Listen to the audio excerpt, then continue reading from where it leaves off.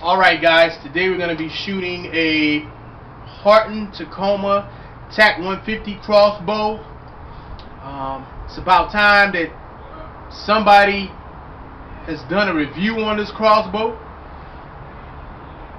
Unfortunately, that's me. Go get the bow. Let's take a look at what we're shooting. Okay, we are shooting a Trac 150. I don't know whether you can see it because I can't see what's being videotaped. But anyway, this is a Trac.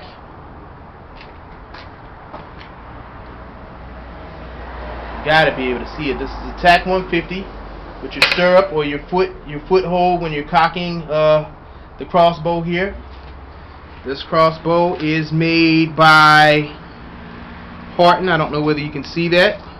It's made by Horton. It's the Tacoma Trac 150. That crossbow that you're looking at, that's a sniper crossbow with a rubber casing over the actual scope.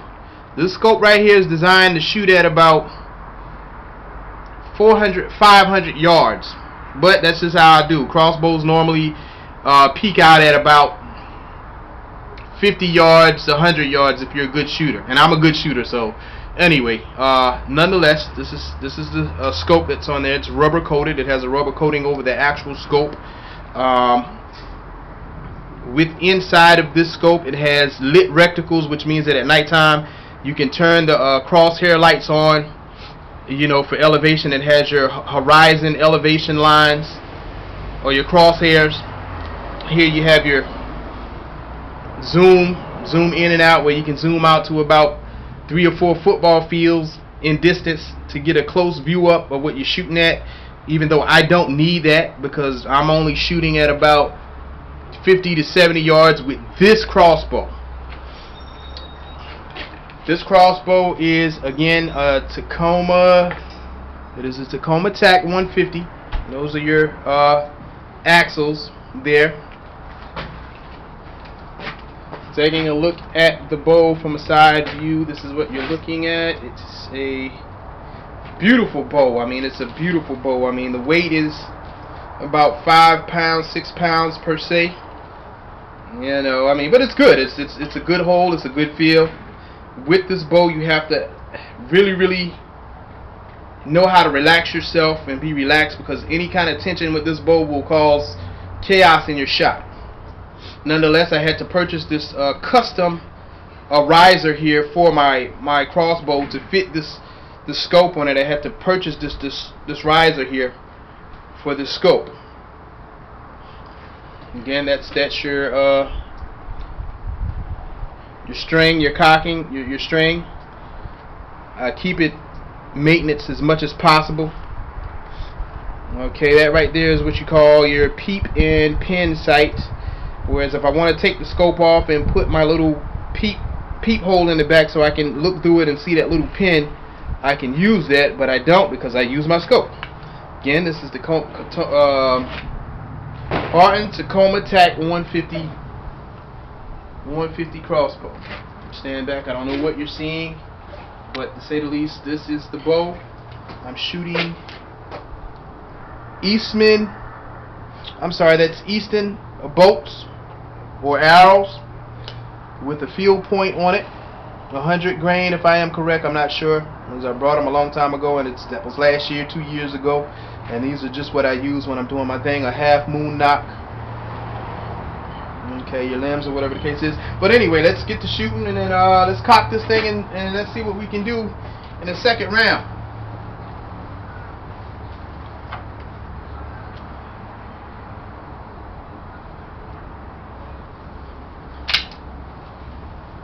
I'm hand cocking this bow. You're just pretty good after you practice and you know just about where to feel to grab the actual string, because if you cock it offset, then when you shoot the crossbow, the string is going to actually pull in its right position and actually throw the arrow off of its target. Not far, but you can miss your shot. Alright, well anyway, let's get another round.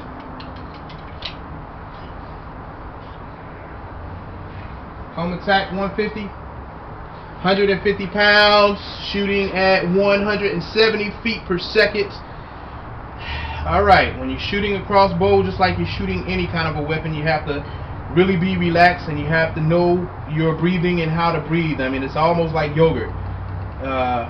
Because any kind of breathing, I mean, it's kind of like when you're breathing, the crossbow is doing this number, because that's what your body is doing when you're breathing, so you have to know how to breathe to keep the body still. Anyway, here we go. Right now I feel a little tense for some odd reason, but nonetheless,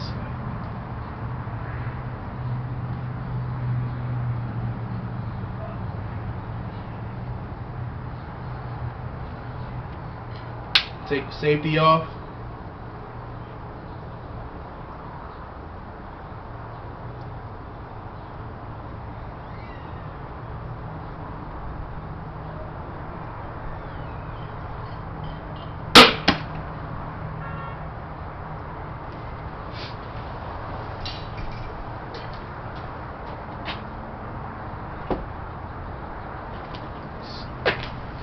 Let's go take a look and see what we did.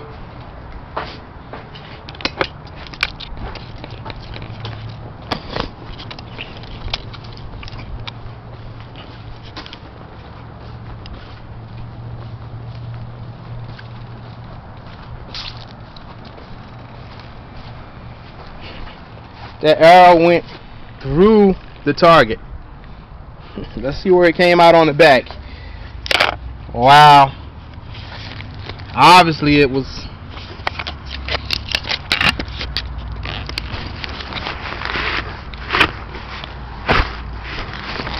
as you can see, it was slightly off this time, but we'll try it again, because I mean, I just kind of really felt awkward with that shot. But nonetheless, and of course I had on my shades trying to be cool, so maybe that made a difference.